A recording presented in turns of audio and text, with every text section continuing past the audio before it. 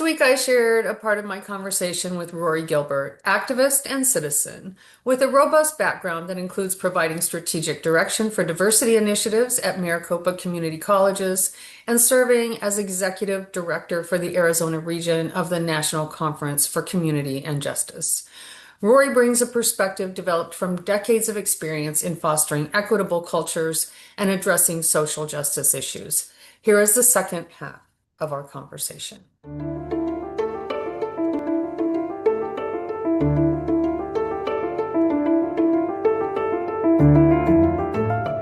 Way I can do that becomes important to me. That's extremely important. I know, at ASU, we still do have the many, many, many convocations for Yeah, every different, every different, group that you can possibly think of. And that is extremely important. We have students who sometimes will sign up to attend four different ceremonies yeah, during graduation week because they're connected to all of those groups, those communities. exactly. Yeah. So you said something at the beginning of that, Rory. You said that people don't understand why this is so important. And so now the question that comes to my mind is, how do we get people how to understand why this is important? How do we educate those people who haven't been educated as to history and to what you and I see and so many thousands of other people see coming down the road if we don't do something? Well, number one, you're doing something just by doing these conversations. Uh, over the years, I've done different things. I collaborated for many, many years on a project called Healing Racism, which was a community project that brought folks together for just community dialogues. And that was something. I noticed that there are folks who are trying to do similar dialogues now, and I think that's we've got to talk to each other. Hmm. We need to find ways across the divide because here's the thing. I live in a neighborhood where I know the handful of other houses of people who think more like I do. I know who they are. We know each other. But we also know all our other neighbors, and we care about each other, and we watch out for each other, and we support each other across the political spectrum. Nobody is excluding anybody in our neighborhood. Okay. And that, Extremely important. yeah, It, it's just that people know we think differently. We know they do, but that doesn't take away our humanity. And we have to remind each other of that. And so I think it's not ignoring or not saying hello or harumphing the person who has this sign up or that sign up, but well, we care about each other as neighbors. We've had over the years, I've lived in my neighborhood for like 30 years, and we've had several different houses burned down over that time. Um, and it's just been extraordinary how people have come together to provide immediate resources, to provide money, to provide gift cards, and nobody asked about their politics. And this is what it used to be. And we have to remember that we share common humanity and we share concerns with each other. And so just I'd say, if nothing else, being neighborly is one way we challenge this extremist mindset, and I think so. I mean, it sounds so simple and little, but just getting together and doing neighborhood watch or letting somebody know, hey, I noticed such and such going on, or supporting a family when somebody has been ill or dying. Um, it just reminds people of our common humanity. So when we can't do anything, and if we can, we provide volunteer hours. If we can, we put our bodies out there. If we can, we put money out there. But if nothing else,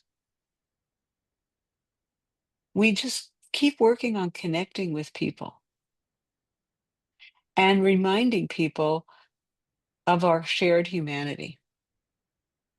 And speaking up, without having to, one of the things for me would be when I would hear my neighbor just speak and make is when people make the assumption that we all think alike, Mhm. is just saying, I see that differently.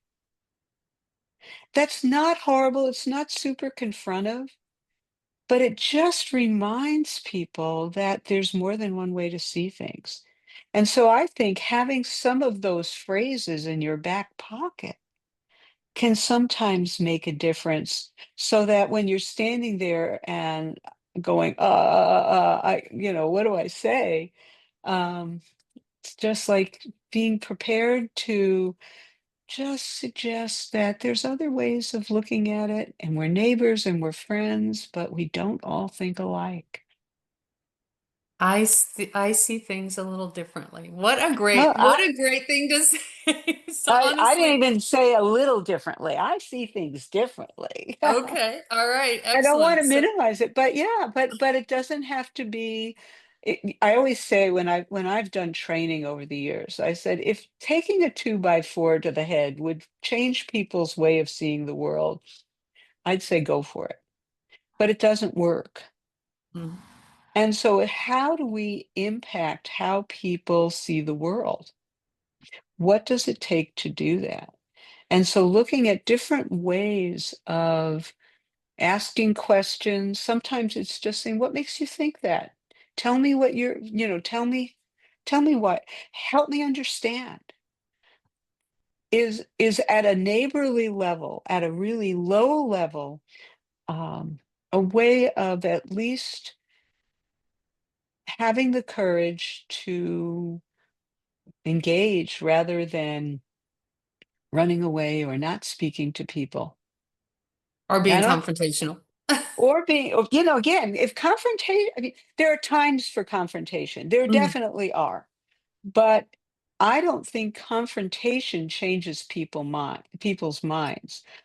And as this is where my work as a therapist um, comes into this work. I think that in therapy, there's a concept called resistance, where I, as a therapist, may know just what you need to do to heal.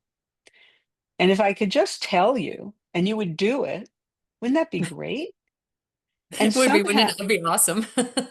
yeah, and yet that doesn't, as a therapist, I recognize that until you figure out that that's what you need to do, you're not going to change.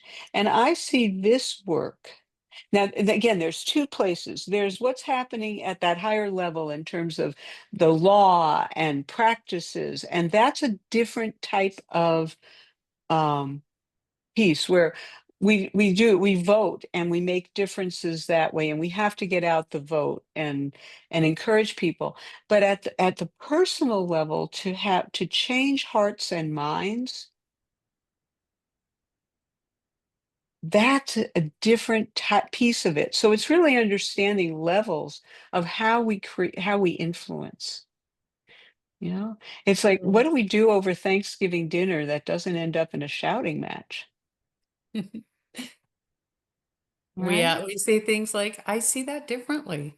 I see that differently. And then saying, because what happens is that sometimes the person who is kind of bombastic will just go, well, then I'm going to just tell you how it is. And it's just like, let's invite people into conversation and say, I'm willing to hear where you are coming from, but I need to know you're going to be willing to hear where I'm coming from.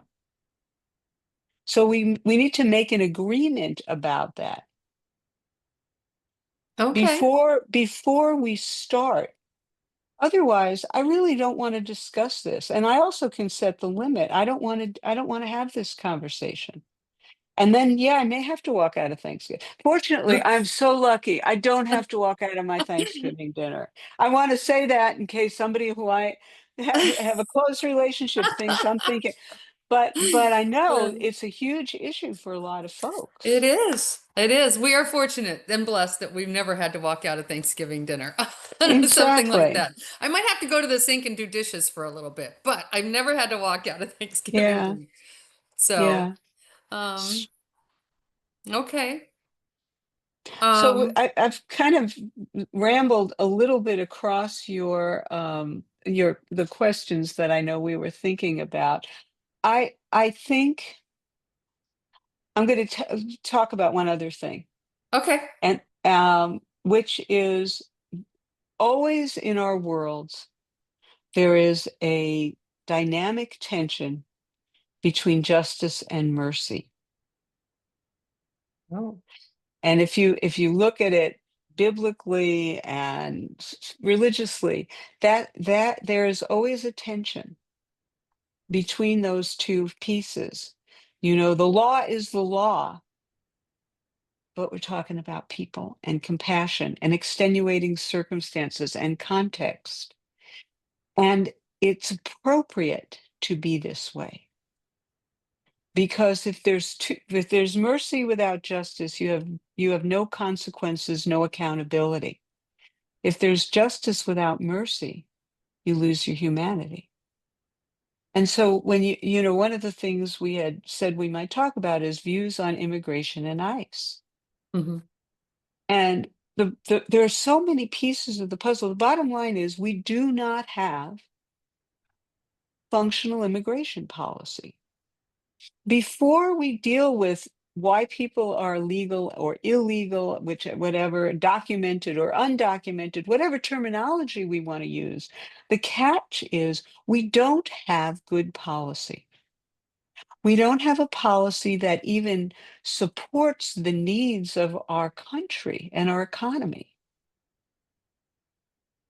We And do not.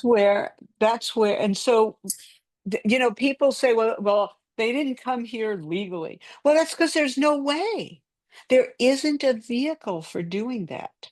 And so, number one, we have to continue to push for a good immigration policy that brings in people, that looks at both economic needs, that also looks at humanitarian needs. Yeah. And that looks at security. I'm not going to pretend that, we should just but if we don't do that and we use what we have right now, or even what is being proposed, which is even worse, then we've got nothing. And nobody has been willing to do anything about that because, we have been immobilized in that area for so long. And I'd love to see people having the courage in our political system to say, this would not be an issue if we could fix it. Then you have to recognize that there are two pieces that are getting in the way of that. One is and one is racism. And it's absolutely, and a lack of compassion. And one crazy thing that I think about is I believe and it took me a while to realize this. There are people who are wealthy who believe that they are wealthy because they're good people and they're entitled to be wealthy. And that people who are poor, it's their own doing. Hmm. Yeah. And and if so one of the things that that mind shifts is recognizing that people aren't bad or lazy because they're not rich. And I think that's an easy way for wealthy people and highly privileged people to comfort themselves that they really don't have to worry about the riffraff. Hmm. Because they're good Right. people, and that's why they've been rewarded for in their life with money. Exactly. Yeah, because they're Yeah. good people. And that's a Yeah, and fascinating. that's a kind of almost like a hidden I don't think people explicitly even know that that's what they're how they're How they're thinking, that functioning. unconscious mindset that they have, that Well, this it's is what, just normative. It's just like that's the way it is. yeah. And so that takes away from humanity and compassion.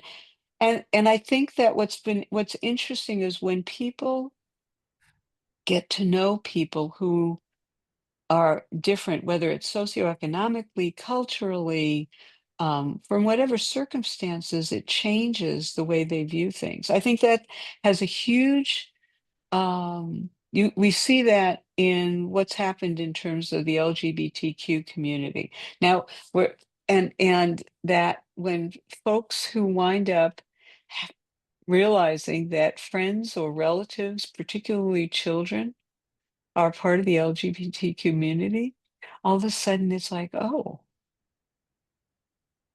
Oh, maybe yeah. they're not all blah, blah, blah, and so Yeah. that's That my again kids are where, okay. My family's okay. It's, they're different. but it does change people's minds and we've seen mindset shifts. But I think that which gets us back to the more we can connect across communities and have conversation across communities, the more we have the ability to influence things at this level. So taking the risk to have healthy conversations, respectfully seeking to understand is one way to it's a long-term way. Like I said, it is not the only way, and right now there are other strong things that need to be done. But for long-term change, we also need to recognize we all have the capacity to change hearts and minds. So, but I wish I could Well, do more. Well, I have some other brilliant minds in addition to yours that are going to be talking with me over the next couple of weeks. I have a quite large resource list as it is right now, and I hope to be expanding on that and what more we can do. My last question for you before I let you go, though, is Mhm. what office are you planning on running for, Rory, Yeah. this time around? I not I wish hardly. you would. Well, I have to tell you that I think one of the things that limits me is um, getting on. I'm getting on in years, and I am cognizant of number one. I think it behooves many of us in my generation to get the heck out of the way I and allow agree, younger 100%. people and have allow. So I am not going to do that, but I am. I feel like this is my place to support and encourage and lift up the next generation. I don't have the emotional fortitude, and I think I want people with a different vision to be doing that work. So Okay. I'm here to support them. I'm Okay. here to support you folks. But it's my turn to step back when it comes to Okay. that type of work. Okay. Well, I'll tell you what, we had a conversation at the No Kings protest and it was an awesome conversation. Our conversation today, has drawn me close to tears more than one time. And I was wondering if maybe you would consider coming back and talking to me again after our next couple of guests. I will send you some recordings with them so that you can see what's happening here. And then maybe would you come back on and talk with me again? Sure. If we think there's something I can share. By the way, I realize I did not consider whether or not I should have changed my tagline since this is a Zoom conversation, but I am committed to supporting um, folks being able to self-identify about who they are. And so that in and of itself is another way. We have just different ways we can let Mm, people know. But Excellent, excellent. yes, Yeah, yep. So yes, but you be in touch if there's anything I can share. I'm happy to. I Thank you. will. I'll send a copy of this recording and Oh, all the no. Substack. Yes, it's great. I mean, honestly, it's really great, Rory. So Okay, well, thank you thank so you. much.